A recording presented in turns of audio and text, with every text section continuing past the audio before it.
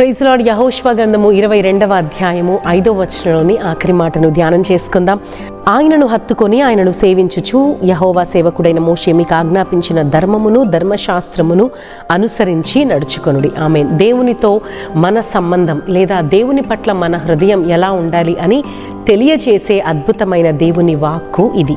దేవుణ్ణి హత్తుకొని ఆయన్ని సేవించుచు ఆయన యొక్క వాక్య ప్రకారము అనుసరించి నడుచుకోవాలి అని యెహోషువ, నాయకుడైన యెహోషువ ప్రజలతో ఈ మాటను పంచుకుంటా ఉన్నాడు, చెబుతూ ఉన్నాడు, ప్రజలారా మీరు దేవుణ్ణి హత్తుకోండి. హత్తుకోవడం అనే మాట నిజంగా ఎంతో గొప్ప మాట అని చెప్పవచ్చు. నిజంగా దేవుడు పరిశుద్ధాత్ముని ద్వారా ఎన్నో మార్లు ఈ గ్రంథములో నన్ను మీరు హత్తుకోవాలి అనే మాటను, ఆజ్ఞను పదే పదే మనకు జ్ఞాపకం చేస్తూ ఉన్నాడు. దేవుణ్ణి మనం హత్తుకుంటే ఆయనకు అది ఎంతో ఇష్టము. ఆయన వెంటే ఉంటూ, ఆయన మాట వింటూ, ఆయన మార్గములు అనుసరించినప్పుడు మనల్ని బట్టి ఎంతగానో ఆయన సంతోషిస్తాడు. అందుకే ద్వితీయోపదేశ కాండములో దేవుడు ఆజ్ఞలిస్తూ ఉన్నప్పుడు ప్రధానమైన ఆజ్ఞగా చెబుతా ఉన్నాడు, పూర్ణ హృదయముతో, పూర్ణ ఆత్మతో, పూర్ణ శక్తితో నన్ను మీరు అనుసరించండి అని. మత్తయి సువార్త 22వ అధ్యాయంలో కూడా యేసు ప్రభువారు ఆ ప్రధానమైన ఆజ్ఞని పంచుకుంటూ ఆయన కూడా ఇదే మాటను తెలియజేస్తారు. నిజంగా దేవుణ్ణి మనం ప్రేమించాలి అనేది చేస్తే చేయొచ్చు, లేకపోతే లేదు కాదు, కానీ అది ప్రధానమైన ఆజ్ఞ. తప్పనిసరిగా దేవుణ్ణి మనం హత్తుకోవాలి, ఆయన్ని ప్రేమించాలి, ఆయన్ని సేవించాలి, ఆయనకు లోబడాలి, ఆయన చెప్పే ప్రతి మాటను వినాలి. అలా వింటే ఏమవుతుంది అంటే మన జీవితాలకు ఎంతో క్షేమము.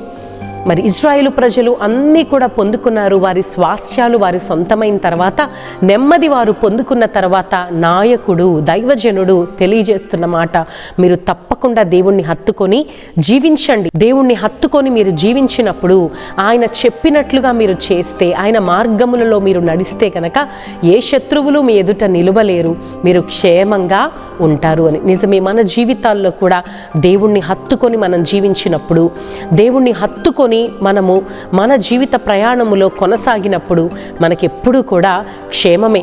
చూడండి, అన్ని అనుకూలంగా ఉన్నప్పుడే హత్తుకుందామా? అననుకూల పరిస్థితులు కలిగినప్పుడు, సమస్యలు కలిగినప్పుడు, ఇబ్బందులు కలిగినప్పుడు, నిందలు మనపై పడినప్పుడు, చీత్కారాలు మనం ఎదుర్కొన్నప్పుడు దేవుణ్ణి హత్తుకోకుండా విడిచిపెడదామా?